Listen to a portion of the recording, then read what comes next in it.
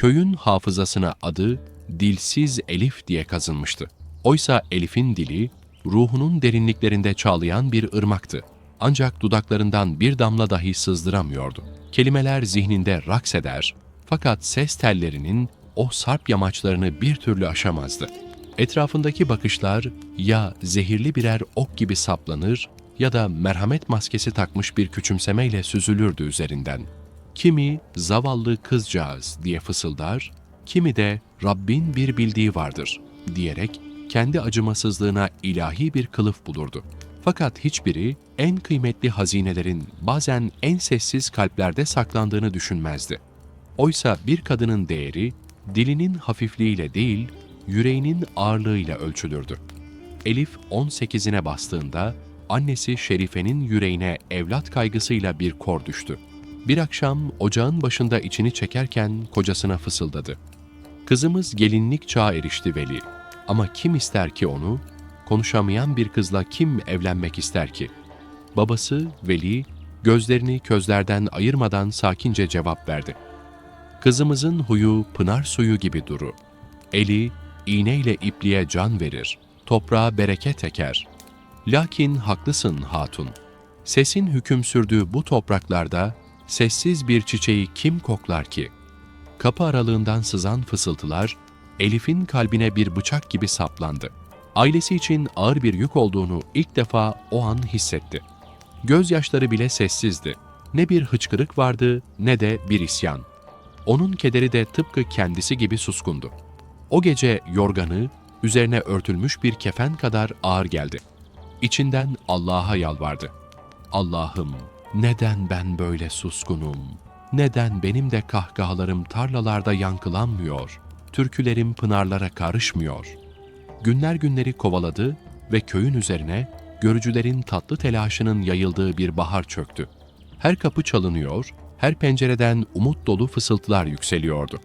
Yalnızca onların hanesinin kapısı çalınmıyor, bekleyişin sağır edici sükûneti hüküm sürüyordu. Şerife'nin duaları her akşam yastığına damlayan sessiz gözyaşlarına karışıyordu. Yavrumun bahtı karaymış diye hayıflanıyor, sonra da zayıf bir umutla ekliyordu. Lakin kapıları açan da kapatan da odur. Bir gün köyün yaşlı muhtarı geldi. Veli ile konuşmak istiyordu. Oturdular, çay içtiler. Muhtar ciddi bakışlarla konuştu. Veli kardeş, senin kızın Elif'i bilirsin. Konuşamaz ama çok becerikli. Ben onu gördüm. El işlerinde mahir. İşte benim yeğenim var, Mehmet. Adam iyi biri ama durumu pek yok. Karısı öldükten sonra 2 çocukla ortada kaldı. Bakacak kimsesi yok. Senin kızını istiyorum yeğenim Mehmet'e. Veli şaşırdı ve "Muhtar, sen ciddi misin?" diye sordu. Muhtar başını salladı. "Evet ciddiyim. Mehmet çok zor durumda. Ev işlerine yetişemiyor. Çocuklar perişan. Senin kızın konuşamaz belki ama yüreğinden konuşur. Belki bu iş her ikisi için de hayırlara vesile olur."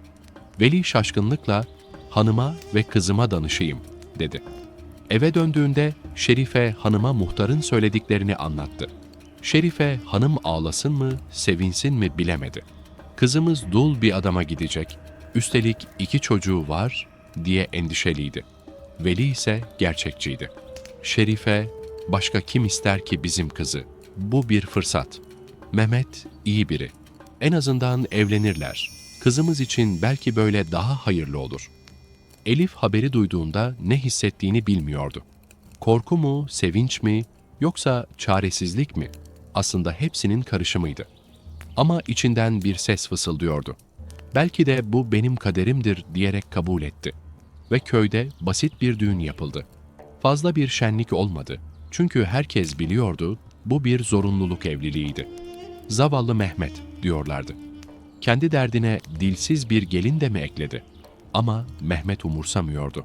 O sadece çocuklarına bakacak birini arıyordu.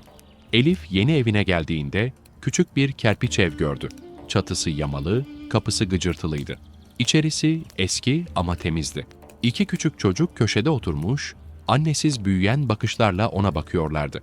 Büyüğü 5 yaşındaydı, adı Yusuf, küçüğü 3 yaşındaydı, adı Ayşe. İkisi de suskun, çekingendiler. Elif dizlerinin üzerine çöktü. Çocuklara baktı. Yusuf ürktü, geri çekildi. "Anne!" diye fısıldadı. Elif'in yüreği burkuldu. Bu çocuklar onu nasıl karşılayacaktı? Konuşamayan bir üvey anneyi kabul eder miydi? Mehmet araya girdi. "Çocuklar, bu Elif ablanız. Artık bizimle yaşayacak." Sesi yorgundu, umutsuzdu. Sanki kendisi bile bu evliliğe inanmıyordu. İlk günler çok zordu. Elif sabahları erkenden kalkıyordu, evi temizliyordu, yemek pişiriyordu. Ama çocuklar ona ısınmıyordu. Yusuf her şeyden şikayet ediyordu, küçük Ayşe ise sürekli ağlıyordu. "Annem nerede?" diye soruyordu. Elif sadece kucağına alıyordu, saçlarını okşuyordu. Ama Ayşe Elif'i istemiyordu ve itiyordu. Mehmet ise hep tarlalardaydı. Eve yorgun gelir, yemek yer, uyurdu. Elif'le konuşmazdı.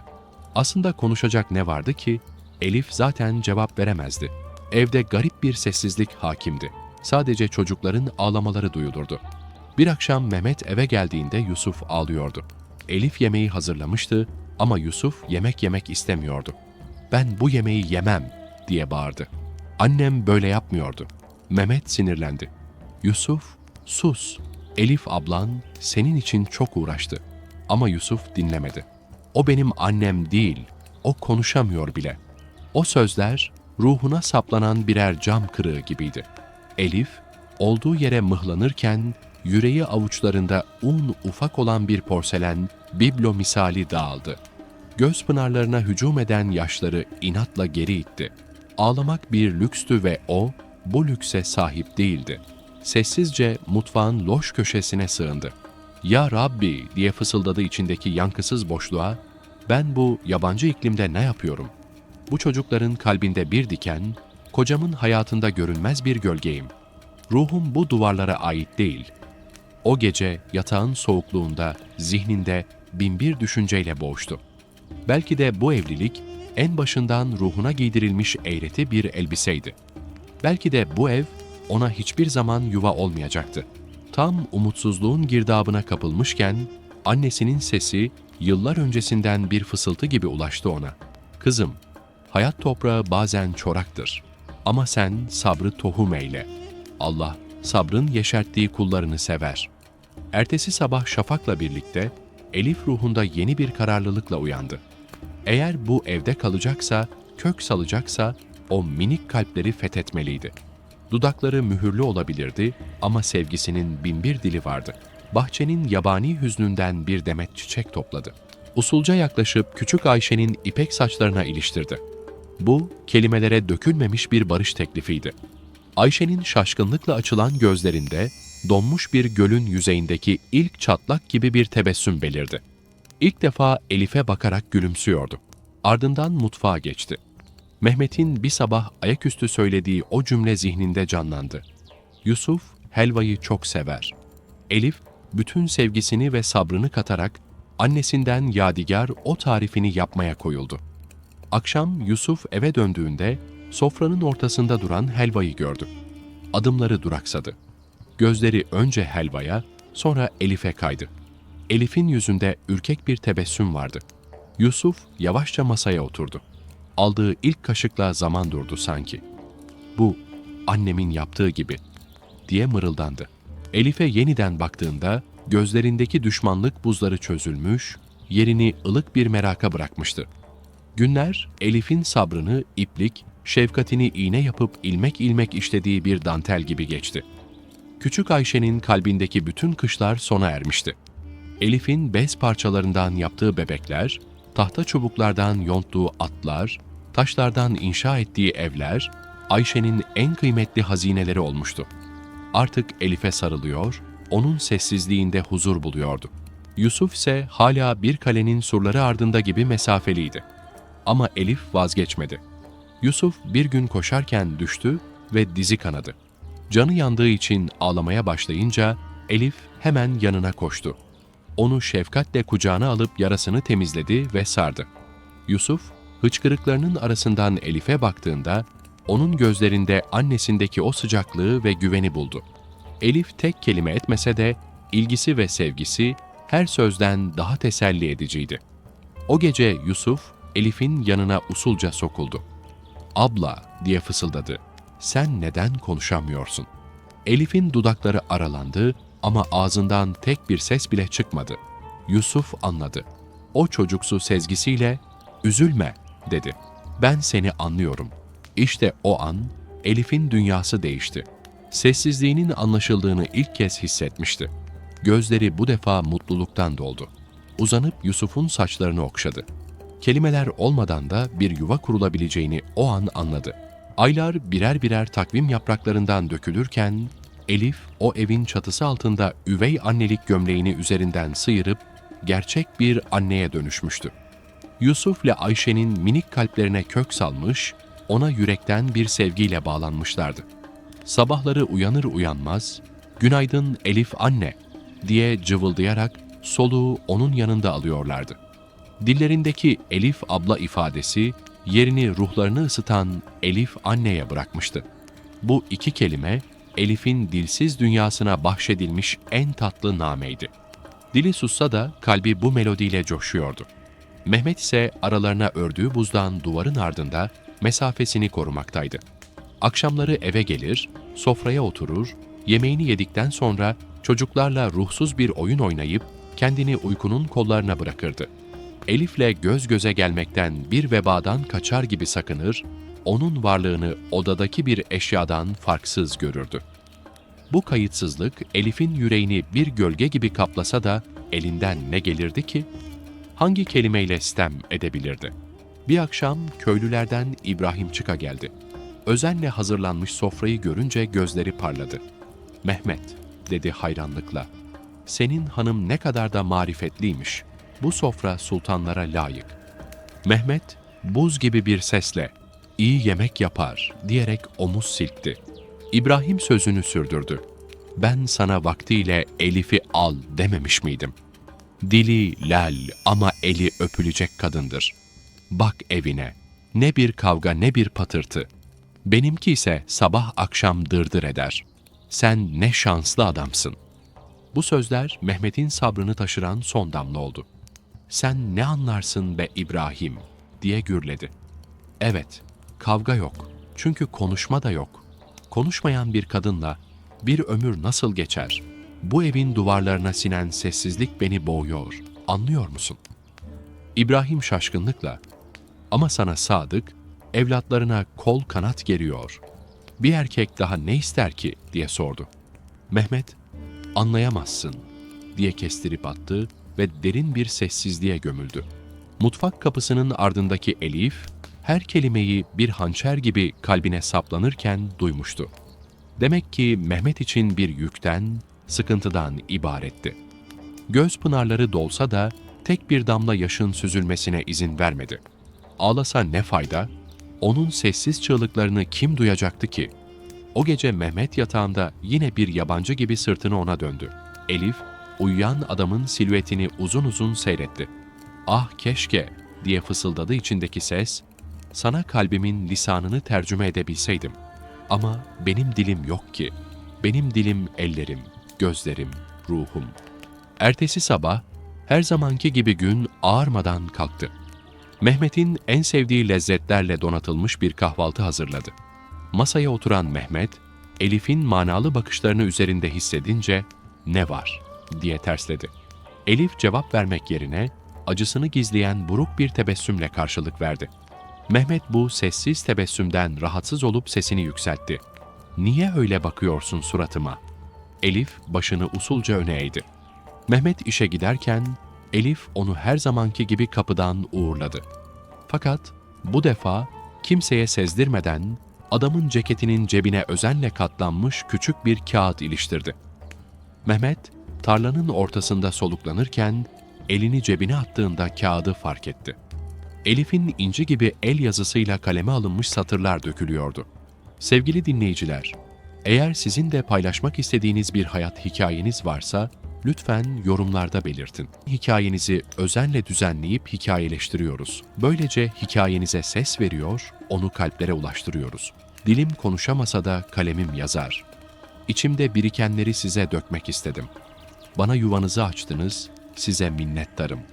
Kimsenin yüzüne bakmadığı dilsiz bir kızı hanenize kabul ettiniz. Size bir yük olduğumu biliyorum ama bu yükü hafifletmek için elimden geleni yapıyorum. Evlatlarınıza annelik etmek benim için en büyük şereftir. Eğer bir gün varlığımdan büsbütün sıkılırsanız, beni ailemin evine geri gönderin. Lakin bilin ki, burada geçirdiğim her an, ömrüme bahşedilmiş bir nimetti. Allah sizden razı olsun. Elif. Mehmet mektubu bitirdiğinde elleri titriyordu. Satırlar kalbine bir kor gibi düşmüştü. Bu sessiz, bu mütevazı kadın, hiçbir şey talep etmeden yalnızca kendini adıyordu. Mehmet, hayatında ilk defa ruhunun derinliklerinde filizlenen bir utançla tanıştı. Akşam eve döndüğünde kapıda onu karşılayan Elif'e bu kez farklı bakıyordu. Gözleri artık buzdan bir duvar değil, aralanmış bir kapıydı. Hayatında ilk defa "Elif, yemek için eline sağlık," dedi. Bu basit teşekkür, dilsiz bir kadının dünyasında yankılanan bir gök gürültüsü gibiydi. Elif'in gözleri şaşkınlıkla parladı. O günden sonra Mehmet'in tavrı yavaş yavaş değişti. Artık selam veriyor, teşekkür ediyor, hatta bazen yüzüne sıcak bir tebessümle bakıyordu. Yine de aralarındaki o görünmez duvar tam olarak yıkılmış değildi. O yıl köye amansız bir kuraklık çöktü. Toprak çatlamış bir dudağa, gökyüzü ise cimri bir avuca benziyordu. Borç içindeki Mehmet'in yüzündeki endişe, tarladaki çatlaklardan daha derindi. Elif, kocasının bu çaresizliğine kahroluyordu. Bir gece, seccadesinin başında saatlerce dua etti. Gözyaşları dualarına karışırken, Allah'tan bir damla rahmet için yakardı. Sabah gökyüzü kurşuni bulutlarla kaplıydı. Öğleye doğru ilk damlalar toprağa düştü ve ardından rahmet boşandı. Mehmet sırılsıklam ama yüzünde bir zafer gülümsemesiyle geldi eve. "Elif, yağmur yağdı, tarlalar kurtuldu," diye haykırdı. Sonra hayatında ilk defa ona doğru bir adım atıp sımsıkı sarıldı. Kulağına "Sen dua ettin değil mi?" diye fısıldadı. Elif başını usulca salladı. "Mehmet, senin sesin çıkmıyor ama duaların arşı titretiyor," dedi. O sarılış, kelimelerin kifayetsiz kaldığı yerde başlayan bir konuşmaydı. Aralarındaki son duvar da o gün yıkıldı. Artık kalpleriyle anlaşıyorlardı. Mehmet eve geldiğinde gözleri Elif'i arıyor, Elif ona bir bardak çay uzattığında minnetle elini tutuyordu. Bir gün oğulları Yusuf ateşler içinde yanmaya başladı.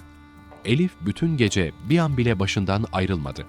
Çocuğun ateşi tehlikeli seviyelere çıkıp Mehmet paniğe kapıldığında dahi Elif, fırtınalı bir denizde sakin bir liman gibiydi.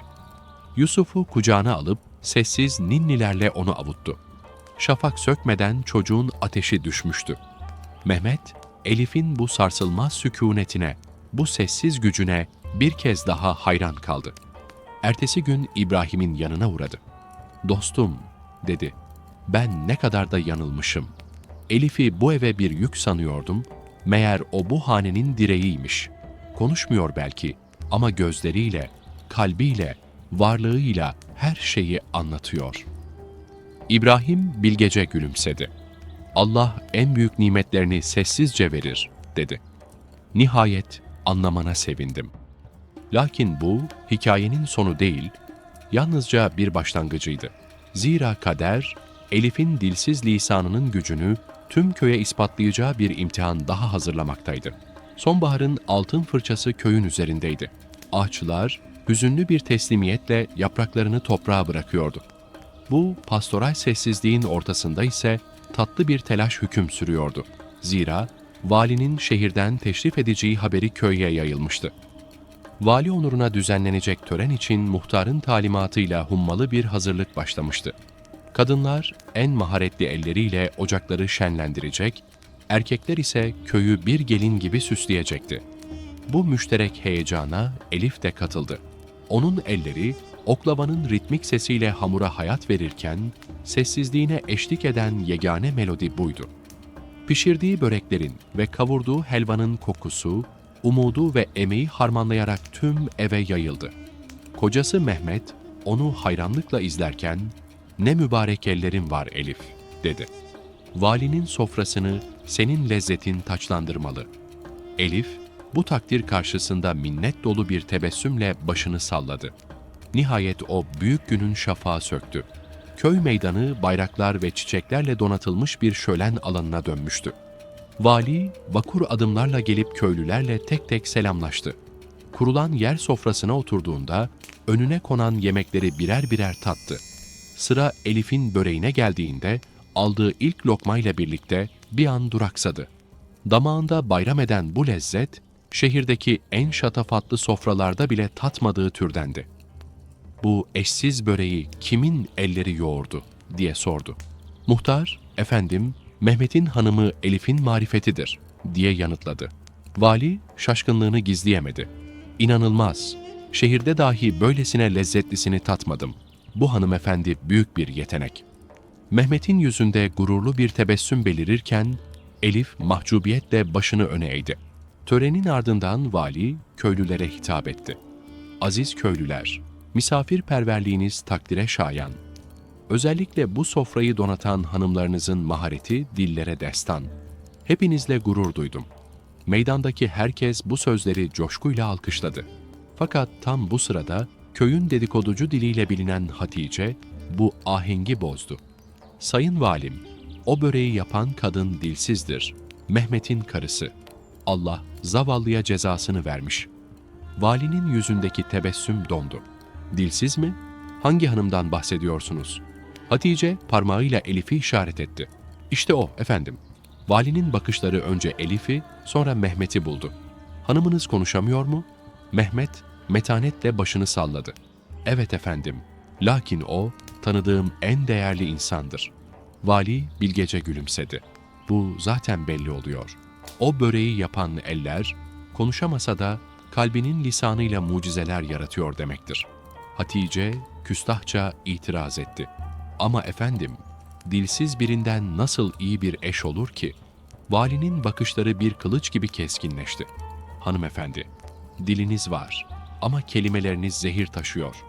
Belki de dilsiz olmak, inciten sözler söyleme günahından azat olmaktır," dedi. Meydana derin bir sessizlik çöktü. Hatice utancından yerin dibine girdi. Vali sözlerine devam etti. "Ömrüm boyunca nice insan tanıdım. Kimi çok konuşur ama hiçbir şey söylemez, kimi hiç konuşmaz ama her şeyi anlatır. Elif Hanım, şüphesiz ikincilerden." Mehmet, valiye minnetle teşekkür etti. Elif ise hayatında ilk defa bu denli onurlandırılmanın getirdiği derin bir mutlulukla doluydu. O andan itibaren köylülerin bakışları değişmiş, ona saygıyla karışık bir hayranlık duymaya başlamışlardı. Ancak asıl imtihan birkaç gün sonra yaşanacaktı. Köyün eteklerinde gecenin karanlığını bir hançer gibi yaran kızıl bir alev yükseldi.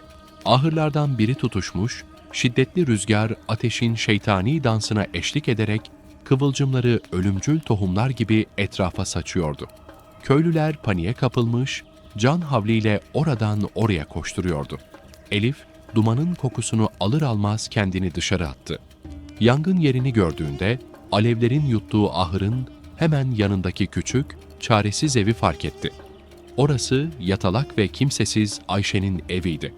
O mahşer yerinde herkes alevleri söndürmeye çalışırken kimse Ayşe'yi hatırlamamıştı. Elif bir an bile tereddüt etmedi. Herkes alevlerden kaçarken o alevlere doğru koşuyordu. Mehmet, "Elif, nereye? Çıldırdın mı?" diye haykırsa da Elif'in kulakları bu feryadı duymuyor. Kalbi yalnızca içerideki canı duyuyordu. Eve vardığında kapıyı kırarcasına açıp içeri daldı. Ayşe yatağında dumanlar içinde boğulmak üzereydi. Elif o cılız bedeniyle kadını kucakladı. Yükü ağırdı ama Elif'in iradesi daha da ağırdı.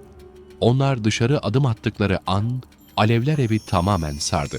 Elif, Ayşe'yi sırtına aldığı gibi alevlerin arasından bir koridor açarcasına koşmaya başladı. Köylüler bu akıl almaz cesaret karşısında dona kaldı. "Elif, dikkat et!" Çığlıkları alevlerin uğultusuna karışıyordu. Güvenli bir yere ulaştığında Ayşe'yi usulca yere bırakıp kendisi de bitkin bir halde yığıldı. Mehmet soluk soluğa yanına koştu. "Elif, sen delisin. Ya sana bir şey olsaydı?" Elif ona baktı. Gözlerinde korkunun zerresi yoktu. Yalnızca bir vazifeyi yerine getirmenin o engin huzuru vardı. Ayşe kendine geldiğinde, "Beni kim kurtardı?" diye sordu. Köylüler hep bir ağızdan, "Elif, seni o kurtardı," dediler. Ayşe'nin gözleri şaşkınlıkla irileşti. "Dilsiz Elif mi?" Sonra Elif'e döndü. "Sen benim için mi ateşe atladın?" Elif başıyla onayladı. Ayşe'nin gözlerinden yaşlar boşanmaya başladı. "Ama ben sana hep kötü davrandım, arkandan konuştum. Neden beni kurtardın?" Elif yalnızca gülümsedi. Cevap veremezdi. Lakin gözleri binlerce kelimeden daha fazlasını anlatıyordu. Merhamet, affediş, insanlık. Çünkü onun mayasında affetmek, sevmek ve fedakarlık vardı. O gün köylüler Elif'e artık bambaşka bir nazarla bakıyordu. O artık dilsiz Elif değil, kahraman Elif'ti. Herkes ona minnetini sunuyordu.